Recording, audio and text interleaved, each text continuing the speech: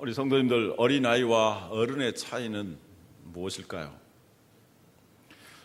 성경에서 육신에 속한 사람, 즉 자아가 중심이 된 사람은 바로 젖을 먹는 사람이요, 시기와 분쟁을 일으키는 사람이요, 사람을 따라 움직이는 사람이라고 성경 말씀하고 있습니다.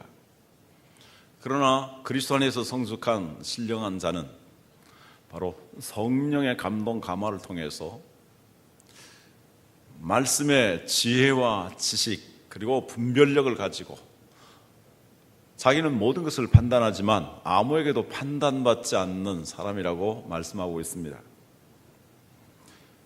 지난 10일에 의정부에서 아파트 대형 화재 사건이 일어났습니다. 130여 명의 사람들이 죽었습니다.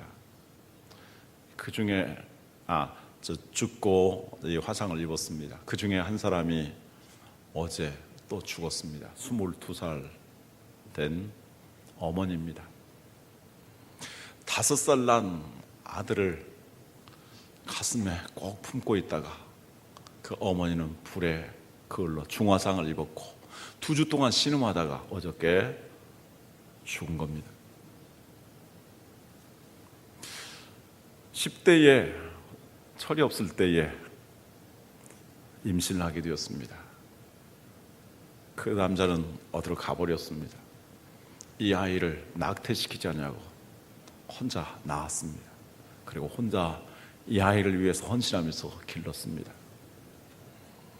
수많은 사람들의 비난과 또 따돌림이 있었겠지만 이 아이를 위해서 그의 친척이 말합니다. 먹을 것도 제대로 먹지 못하고 입을 것도 제대로 입지 못하고 즐길 것도 누리지 못하면서 이 아이 하나만 바라보면서 헌신했는데 이제 화염이 휩싸여서 정말 생사의 기로에 놓였을 때 자기는 불에 타져 살신성인하면서 이렇게 아이를 살린 것입니다. 저는 그 뉴스를 들으면서 정말 뜨거운 눈물이 나왔습니다. 정말 어머니는 위대하다. 그분이 만약 22살의 청년으로 지금 살고 있다면 인생을 친구들과 참 재미있게 살면서 누릴 것입니다. 그러나 22살이지만 아이를 낳고 아이를 기르면서 정말 훌륭한 어머니가 된 것입니다. 옛날부터 사람은 결혼을 해야 어른이 되고 또 더더욱 자녀를 낳고 길러 희생을 해봐야만 진정한 어른이 된다라는 말이 있습니다. 그래서 특히 어머니는 아이를 낳을 때에 그리고 그 아이가 아플 때에 그 아이를 기르면서 자기의 어머니를 생각하고 어머니를 존중하게 되고 비로소 어른이 되어가는 것입니다. 사도 바울이 말씀한 신령한 사람의 진면목은 무엇일까요? 오늘 16절에서 말씀하고 있습니다. 다 같이 읽겠습니다. 누가 주의 마음을 알아서 주를 가르치겠느냐? 그러나 우리가 그리스도의 마음을 가졌느니라. 우리 주 예수 그리스도의 마음을 가지고 이 주님을 가르치는 사람이 신령한 자의 진면목이라고 말씀합니다. 신령한 것의 궁극적인 목표가 주님의 마음을 갖게 되고 그 주님의 마음을 가지고 다른 사람을 가르쳐서 다른 사람을 세워주고 양육하는 사람이 되는 것이라고 성경은 말씀합니다. 우리가 기도 많이 하는 거 중요합니다. 찬양 좋아하고 열심히 하는 것 중요합니다. 그러나 기도하고 찬양하는 것은 우리 성도들 누구나 다 기본적으로 해야 하는 일입니다. 교회에서 봉사하는 일 누구나 다 해야 합니다. 그러나 이 모든 것들 가운데서 우리가 궁극적인 목표와 가장 중요하게 여겨야 될 것은 주님의 마음을 가지고 다른 사람들을 가르쳐서 양육하고 세워주는 사람이 되는 것입니다. 그것을 주님은 주님의 제자가 되는 것이라고 말씀합니다. 자, 그러면 주님의 마음이란 무엇일까요? 성경 두 곳에서 확실하게 찾아볼 수 있습니다. 마태복음 11장 29절 30절 다 같이 읽도록 하겠습니다. 나는 마음이 온유하고 겸손하니 나의 멍에를 메고 내게 배우라.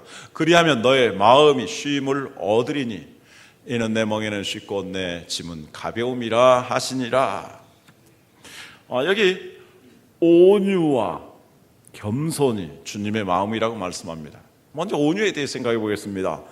온유라는 말은 히라보의 프라오스라는 말에서 왔습니다. 이 프라오스라는 말은 이 거친 소나 그리고 야생마와 같은 것들을 잘 길들여져서 주인에게 잘 순종하게 되는 그런 상태, 길들여져서 주인에게 잘 순종하는 이 온순해진 그것을 프라오스라고 말합니다.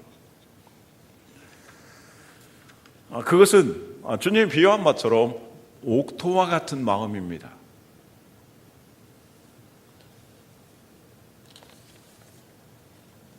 옥토와 같은 마음. 이 옥토와 같은 마음은 어떤 마음일까요? 사람의 마음 가운데 길바닥과 같이 단단한 마음이 있습니다. 아주 자기 고집, 완고한 성품, 이런 성품을 가지고 있음을 말합니다.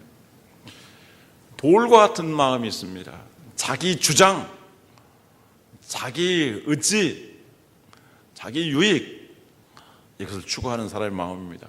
가시덤불과 같은 마음이 있습니다. 자기 성질, 자기 감정, 자존심, 이런 것을 가리킵니다. 이러한 자기 고집, 자기 주장, 자기 뜻, 자기 감정, 자존심, 다른 사람의 말을 도무지 듣지 않는 자폐증과 같은 이 모든 것들을 갈아엎은 상태, 그것이 바로 옥토와 같은 마음이 되는 것이고, 그것이 바로 온유한 것입니다. 소나 말을 길들이는 것을 보면은 처음에 이 소가 억센 힘을 가지고 있으면 자기 마음대로 행하고 날둡니다. 심지어는 거품을 물고 반항하고 일을 안 하려고 합니다. 때를 쓰면서 끙짜를 부립니다. 여러 차례 매로 후려쳐도 잘 듣지 않습니다. 소리를 지르고 막 날뛰고 도망을 치고 심지어는 주인을 들이받기도 합니다. 왜? 길들여지지 않았기 때문입니다. 혹시 나는 그러한 성품이 있지 않는가? 내가 신앙생활을 하면서 그렇게 신앙생활을 하고 있지 않는가? 한번 내 모습을 진단해 봤으면 좋겠습니다. 이러한 모습은 온유하지 아니한 사람, 성숙하지 않은 사람의 마음의 상태를 가리킵니다. 이렇게 자기 주장, 자기 고집을 피우면서 길들여지지 않은 채로 일을 하면 어떻게 되겠습니까? 길들여지지 않은 가축하고 함께 일을 할 때 아주 난리가 납니다. 시끄럽습니다. 다른 사람 주인에게도 해를 끼치고 오히려 밭을 아주 망가지게 만듭니다. 곡식에도 피해를 갑니다. 사도 바울이 지적한 것처럼 이러한 사람들이 열심을 내고 이러한 사람들이 하나님 주시는 은사를 가지고 또 충성을 다하게 되면 시기와 그리고 분쟁이 일어납니다. 교회가 시끄럽고 난리가 나는 것입니다. 그럼 우리가 어떻게 온유해 줄 수 있을까요? 저는 어렸을 때 그 소를 길들이는 것을 많이 보았습니다. 우리 집에도 소가 있었고요. 저도 쟁기질을 조금 해봤습니다. 소를 길들이기 위해서는 아주 탱자나무를 잘 말려서 그리고 뾰족하게 깎아놨다가 그 코 사이를 찌릅니다. 그러면 피가 흐릅니다.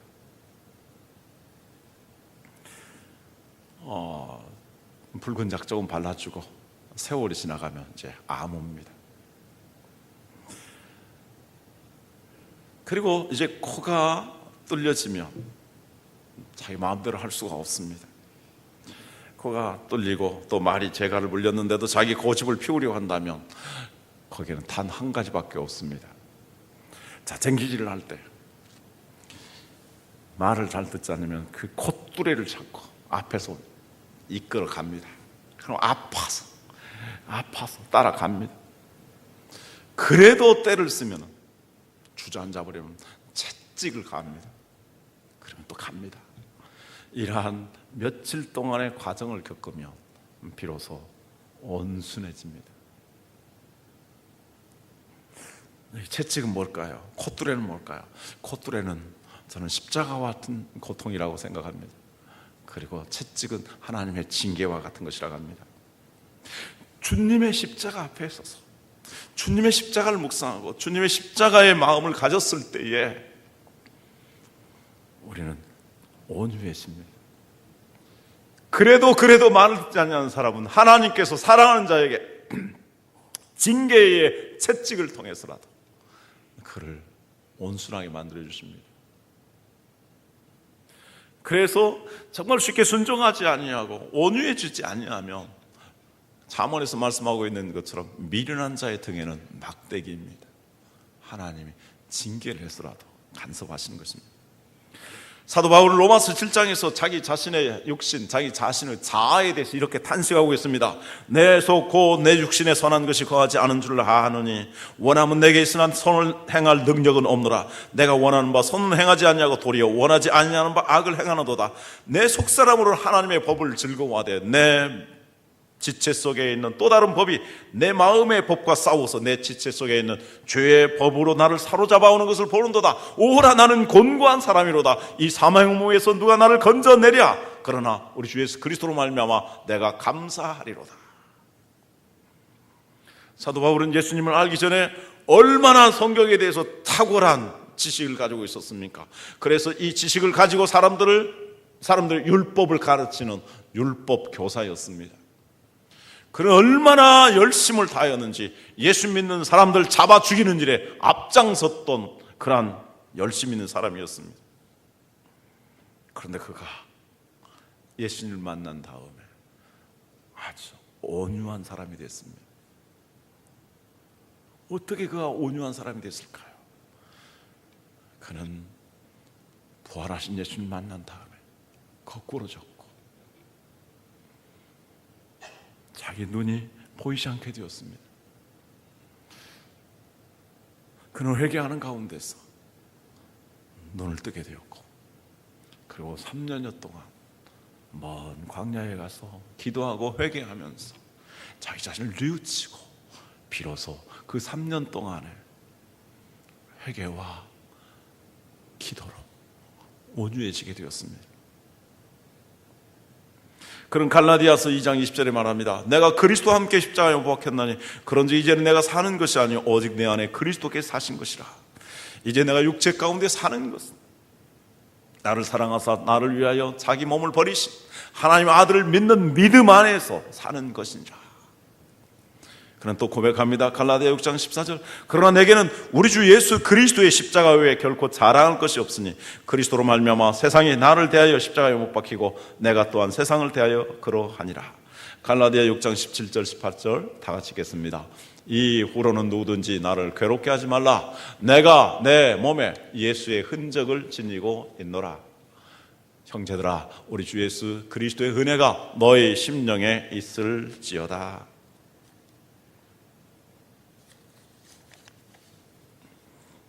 사도 바울은 자기 자신, 자기의 자아가, 자기 옛사람이 십자가에 못 박혀서 죽었다고 고백합니다.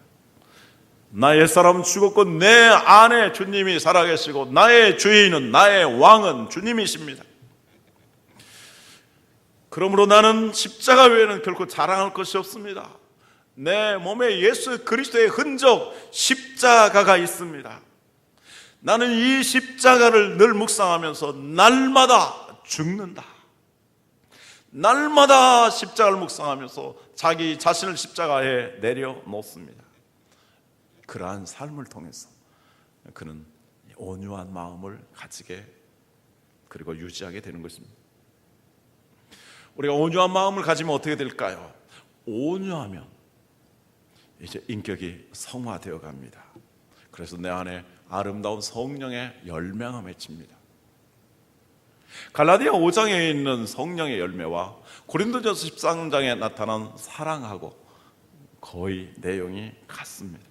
이 모든 것들이 성령께서 역사하시는 그런 열매입니다. 그래서 성령의 열매 가운데 온유의 열매가 매우 중요하고 사랑 가운데서 온유가 중요한 성품입니다. 사도 바울은 문제가 많고 무리를 많이 빚었던 시기와 분쟁 가운데 있었던 고린도 교회 성도들을 향해서 그들의 열심을 다하여서 일을 하고 하나님 은사를 가지고 많은 능력을 행하지만 그들에게 여러분들이 이와 같은 은사를, 여러분들이 이와 같은 일을 잘 할 수 있는 가장 좋은 길을 알려드리겠습니다. 그것은 사랑을 따라서 하는 것입니다. 이렇게 말하면서 고린도전서 13장에서 사랑장을 설명합니다. 그런 말합니다. 내가 천사의 말을 할지라도 사랑이 없으면 소리나는 고리와 울리는 꽹과리와 같이 되는 것이고, 예언하는 능이 있어서 모든 비밀을 알고 또 지식을 알고 산을 옮길 만한 믿음이 있다 할지라도 이 사랑이 없으면, 온유한 성품, 신앙의 성화된 인격이 있지 않으면 아무것도 아니다라고 말씀합니다. 내가 모든 것으로 구제하고 내 몸을 불사르게 내어주면서 이렇게 선을 행하고 구제를 해도, 봉사를 하고 헌신을 해도 사랑으로 하지 않냐면 아무것도 내게 유익이 없다라고 말합니다. 그러면서 사랑은 이런 것이다 라고 말합니다. 고린도전서 13장 4절 이하 같이 읽습니다.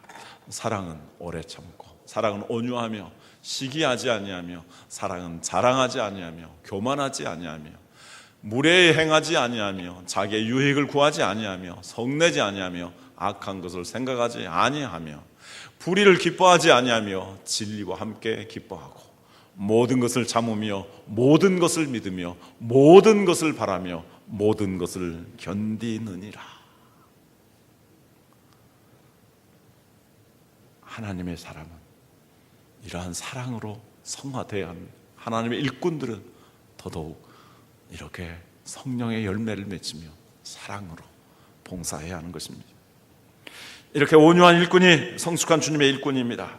주님 먼저 주님의 마음을 가지게 되면, 이러한 주님의 마음을 가지고 일하게 되면 내 멍에는 쉽고 내 짐은 가볍다라고 말씀합니다.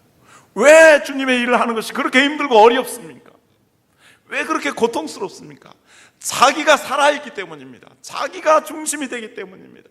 그러나 주님 앞에 내려놓고 주님의 십자가를 묵상하면서 온유해지며 감사하고 기뻐하고 행복한 것 뿐입니다. 하나님의 은혜로 정말 우리에게 주신 일들을 감당할 때에 감사한 마음으로, 기쁜 마음으로 신실하게 감당하는 우리 성도님들이 되시길 주님의 이름으로 축원합니다.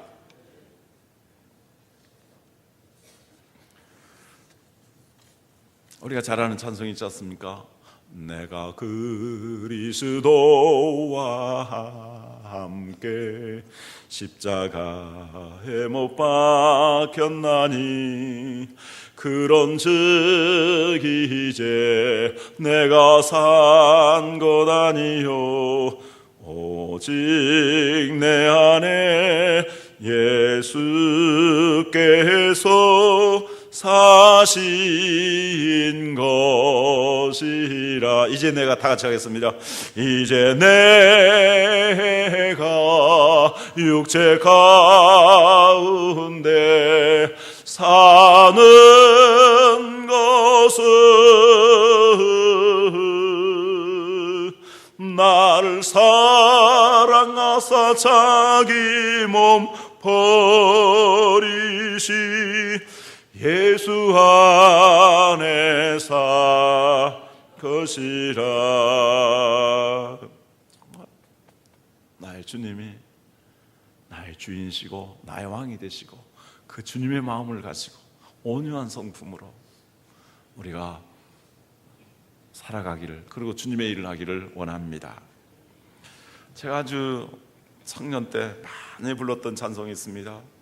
예수 나를 호라 하네, 예수 나를 호라 하네. 겟세마네 동산까지 주와 함께 가려 하네, 심판하실 자리까지 주와 함께 가려 하네, 피땀 흘린 동산까지 주와 함께 가려 하네. 주가 크신 은혜 내려 나를 항상 돌보시고 크신 영광 보여주며 나와 함께 가시네. 주의 인도하심 따라 주의 인도하심 따라 어디든지 주를 따라 주와 같이 가려네. 이런 사람이 바로 온유한 사람입니다. 두 번째로 주님의 마음은 겸손입니다. 하나님이 이 온유한 자에게 주시는 은혜와 축복이 있습니다. 이걸 좀 빠뜨렸네요. 시편 37편 11절에 보면 그러나 온유한 자들은 땅을 차지하며 풍성한 화평으로 즐거워하리로다. 마태복음 5장 5절 온유한 자는 복이 있나니 그들이 땅을 기업으로 받을 것이요. 온유한 사람이 사람을 놓고 온유한 사람이 존경을 받고 온유한 사람이 화평을 즐기며 온유한 사람이 하나님 나라의 주인공이 된다고 말씀합니다. 두 번째로 주님이 주신 마음은 겸손입니다. 겸손이란 무엇일까요? 오주가 사람의 마음의 상태를 말한다면 겸손은 온유한 마음을 가진 자의 태도를 가리킵니다. 그것은 자기 자신을 낮추는 것입니다. 이 겸손에 대해서 빌립보서 2장 5절 이하에서 가장 잘 설명하고 있습니다. 너희 안에 이 마음을 품으라. 곧 그리스도 예수의 마음이니 그는 근본 하나님의 본체시나 하나님과 동등됨을 취할 것으로 여기지 아니하시고 오히려 자기를 비워 종의 형체를 가지사 사람들과 같이 되셨고 사람의 모양으로 나타나서 자기를 낮추시고 죽기까지 복종하셨으니 곧 십자가에 죽으십니다. 예수님 자체가 겸손이었습니다. 하나님의 영광을 내려놓으셨습니다. 영광의 보좌의 자리에서 내려오셨습니다. 사람들과 같이 되셨습니다. 종이 되셨습니다. 제자들의 발을 씻겨주면서 섬기는 삶을 사셨습니다. 그리고 그 제자들을 구원하기 위해서, 우리를 구원하시기 위해서 십자가를 지셨습니다. 하나님에 대해서는 죽기까지 복종하셨습니다.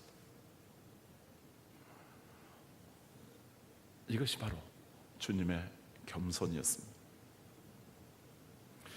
결국 겸손이라는 것은 주님의 은혜에 감사하여서 나에게 맡겨진 일, 내가 감당해야 될 십자가를 지는 것입니다. 온유와 마찬가지로 겸손도 진정 십자가를 지는 것입니다. 온유가 십자가를 묵상하고 십자가의 은혜를 힘입는 것이라면 겸손은 그 십자가를 지고 주님을 바라보면서 나아가는 것입니다. 왜 그렇게 십자가가 중요합니까? 십자가가 없으면 영광이었기 때문입니다. 주님의 십자가 다음에 부활의 영광이 있었습니다. 제가 제 몸의 건강을 추스르기 위해서 몇 달 전부터, 서너 달 전부터 헬스장에 가는데요, 일주일에 한두 번 이렇게 가게 됩니다. 근데 거기에 영어로 이렇게 써져 있는 걸 봤어요. 참 피지땀 흘리면서 운동하는 사람들이 있는데 No pain, no gain. 고통이 없으면 얻는 것도 없다. 정말 건강을 위해서, 체력 강화를 위해서, 근력 강화를 위해서 피지땀 흘립니다. 그거 없으면 건강도, 체력도, 근력도 얻을 수 없다는 것입니다. 어저께 찬송 세미나를 했는데 제일 중요한 키포인트는 오늘 세미나를 듣지만 계속해서 연습해야 합니다. 연습이 너희를 자유롭게 하리라. 연습입니다. No cross, no cloud. 십자가가 없으면 면류관이 없습니다. 그러므로 우리는 십자가를 바라보면서 십자가 뒤에 있는 영광을 소망해야 하는 것입니다. 그래서 신령한 사람은 주님의 십자가를 지는 사람입니다. 십자가를 지는 일이 그렇게 중요하기 때문에 하나님은 십자가를 지신 주님을 높여 주셨습니다. 그리고 그로 말미암아 영광을 받으셨습니다. 빌립보서 2장 9절 이하에 있는 말씀입니다. 이러므로 하나님이 그를 지극히 높여 모든 이름에 뛰어난 이름을 주사 하늘에 있는 자들과 땅에 있는 자들과 땅 아래에 있는 자들로 모든 무릎을 예수의 이름에 꿇게 하시고 모든 입으로 예수를 주라 시인하여 하나님 아버지께 영광을 돌리게 하셨느니라. 자기가 높아지고 자기가 인정받으려고 하면 그건 교만해지는 것입니다. 그래서 성경은 교만은 패망의 선봉이라고 말씀합니다.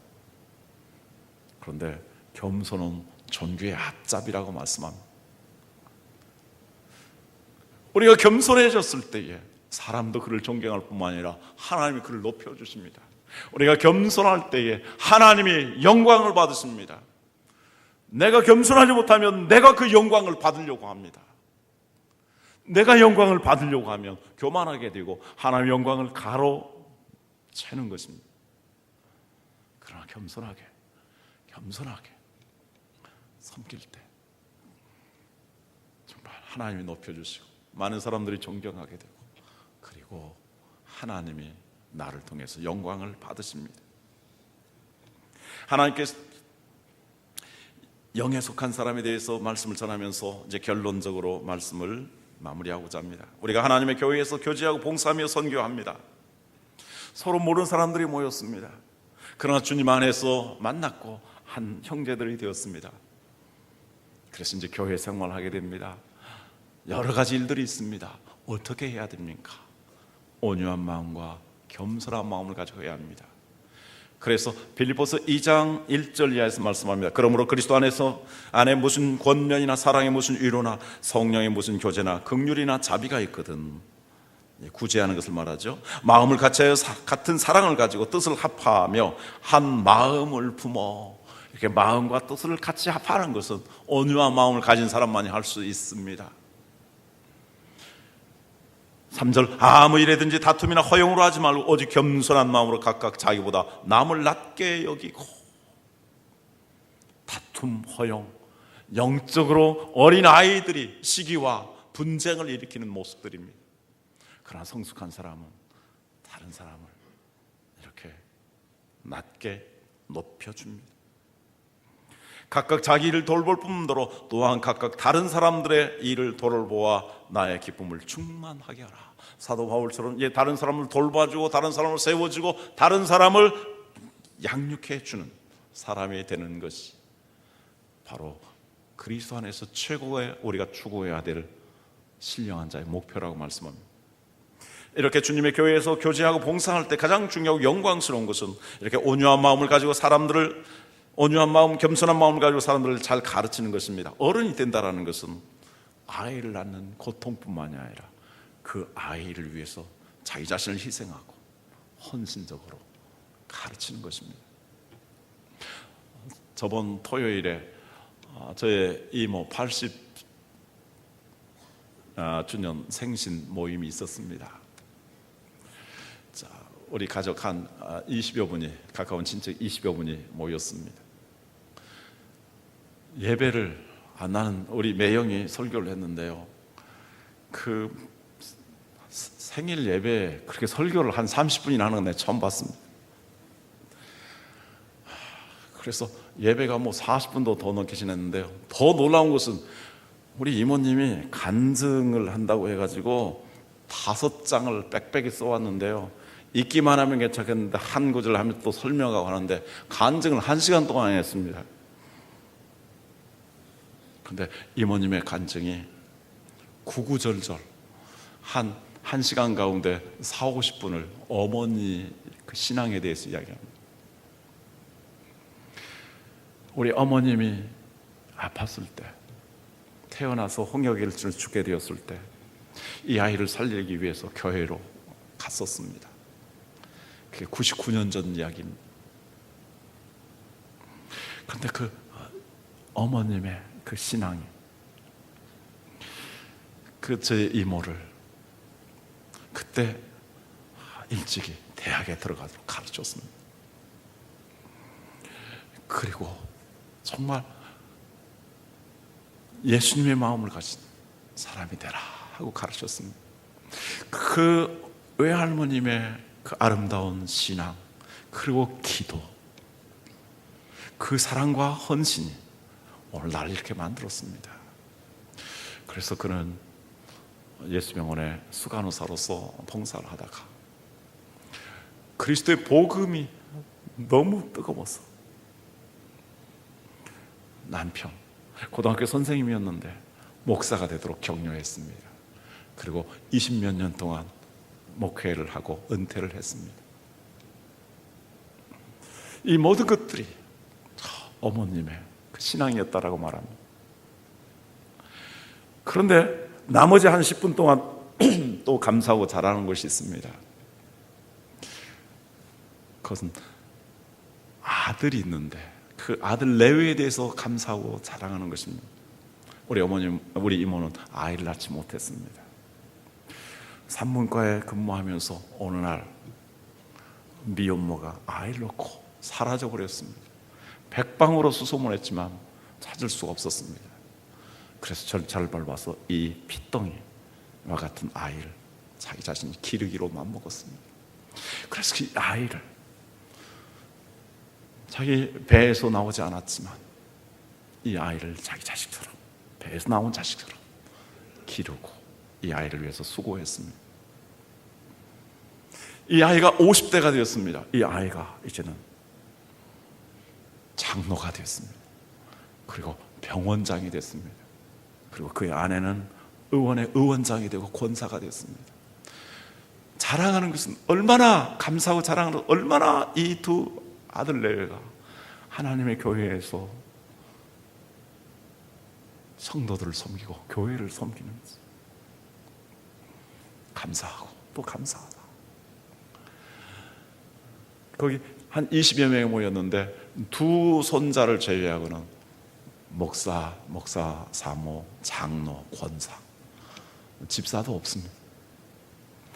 우리 가문이 이렇게 예수님 믿어서 복받게 된 것에 대해서 그렇게 감사하는 간증을 나눴습니다. 오늘 우리 한국이 세계 어깨를 나란히 하고 선교하고 원조화하는 나라가 된 것은 이 땅에 복음을 전한 선교사들이 병원을 짓고 학교를 세워서 정말 사람들을 키워냈기 때문입니다. 그러한 정신을 물려받은 우리 한국의 어버이들이 어려운 가운데서도 자녀들을 훌륭하게 잘 양육하고 헌신했기 때문입니다. 그리고 이 땅에 수많은 교사들이 자기 영광을 구하지 않냐고 이 후학들을 가르치기 위해서 수고하였기 때문에 대한민국이 이렇게 영향력을 끼치는 나라가 된 것입니다. 어른이 된다는 것은 무엇입니까? 이렇게 주님의 마음을 가지고 어버이와 같은 마음을 가지고 성도들을, 다른 사람들을 이렇게 세워주고 가르쳐주는 것입니다.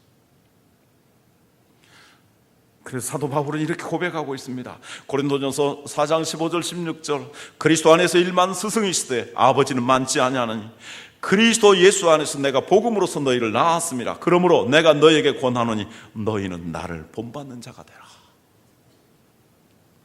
바울이 주님을 만나서 주님의 십자가의 은혜를 깨닫고 이제는 모든 것 내려놓고 정말 전도를 하고 그 영혼을 양육하고 교회를 세우고 일꾼을 세우는 일에 헌신을 했는데 여러분들 나와 같은 사람들이 되기를 바랍니다. 그것은 주님께서 제자가 되라는 말씀과 똑같습니다. 우리 소망교회 모든 성도님들이 신령한 자가 되기를 원합니다. 신령하다는 것은 무엇입니까? 주님의 마음, 온유하고 겸손한 성품과 그 태도를 가진 것을 말합니다. 그리고 신령한 사람은, 가장 신령한 사람은 내 자신의 유익이 아니라 정말 영혼을 위해서 기도하고 영혼을 세워주고 영혼을 돌보는 그러한 아름다운 목자가 되는 것입니다. 그러한 성도님들이 되시기를, 그러한 귀한 목자가 되기를 주의 이름으로 축원합니다. 그리하면 궁창의 빛과 같이 영원토록 빛나며 하늘의 별과 같이 영원토록 빛나게 될 것입니다. 그리고 목자장이신 우리 주 예수님께서 가장 훌륭한 면류관, 영광의 면류관을 그들에게 덧입혀 주신다고 말씀했습니다. 기도하겠습니다.